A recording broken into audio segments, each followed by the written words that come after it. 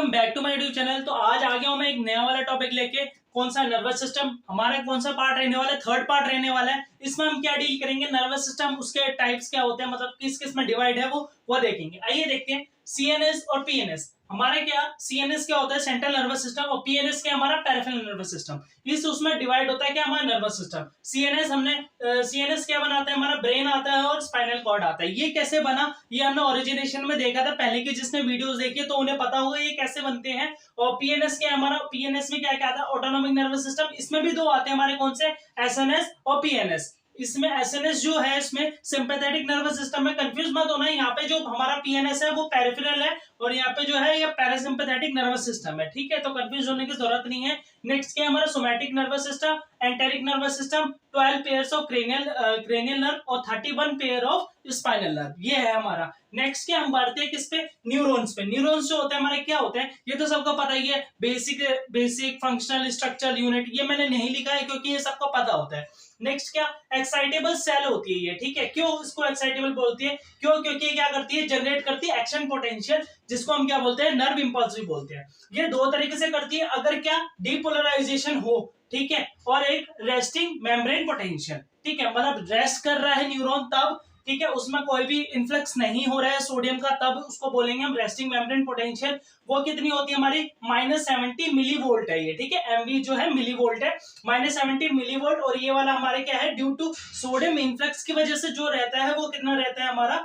+35 milli volt. ठीक है, sodium जब इन्फ्लक्स करेगा न्यूरॉन के अंदर तब कितना हो जाएगा हमारा? +35 मिली वोल्ट। नेक्स्ट क्या? न्यूरॉन जो होता है वो दो में डिवाइड होता है। उसको हम डिवाइड करके पढ़े तो कैसा होता है वो हमारा? सेल बॉडी और सेल प्रोसेस। इससे रिलेटेड एक वीडियो मैंने डाल रखी है, पूरा का पूरा न्यूरॉन मैंने उसमें समझा रखा है। अगर आप देखना चाहे तो वहां से देख सकते हैं, आपको पूरा न्यूरॉन उसका स्ट्रक्चर वहां से समझ आ जाएगा। इसलिए मैंने यहाँ पे शॉर्टली लिख रखा है कि क्या क्या चीजें प्रेजेंट होती है नॉर्मली।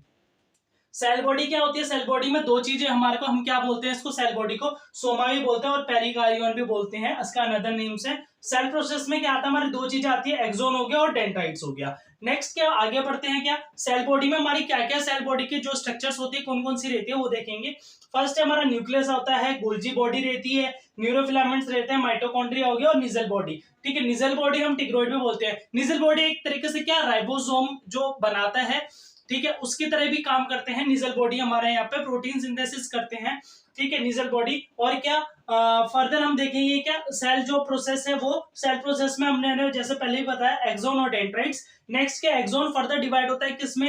हमारे टीलोडेंड्राइट्स। टीलोडेंड्राइट्स के आगे क्या होता है? हमारे synaptic node, vesicles and neurotransmitters. अगर आपको मतलब आपको टेंशन लेने की जरूरत नहीं है, नहीं समझ आ रहा आपको तो पहली वाली वीडियो देख लीजिए, उसको उससे देख को आपको समझ आ जाएगा। नेक्स्ट क्या डेंड्राइट्स क्या करती हैं? हमारा कैरी करते हैं impulse towards cell body. Cell body की तरफ से क्या करते हैं? सेल बॉडी की तरफ ये क्या करते हैं? जो सिग्नल्स होते हैं उनको ग्रास्प करते हैं या फिर पकड़ते हैं, ये कह सकते हैं। ठीक है, नेक्स्ट क्या to neurons never anatomically connected. ठीक है, तो क्या होता है? दो न्यूरॉन जो होते हैं वो ऐसे जुड़े हुए नहीं रहते हैं, वो उनके बीच में गैप होता है। जैसे पहला न्यूरॉन हो गया, ये दूसरा न्यूरॉन हो गया, इनके बीच में गैप रहता है। इस गैप को हम क्या बोलते हैं? मैंने यहाँ पे लिख रखा है मेम्ब्रेनस गैप। ये जो गैप होता है इसको हम क्या बोलते हैं? मेम्ब्रेनस गैप होता है। इसको क्या बोलेंगे हम? साइनेप्स बोलते हैं या फिर साइनेप्टिक क्लेफ्ट भी बोलते हैं।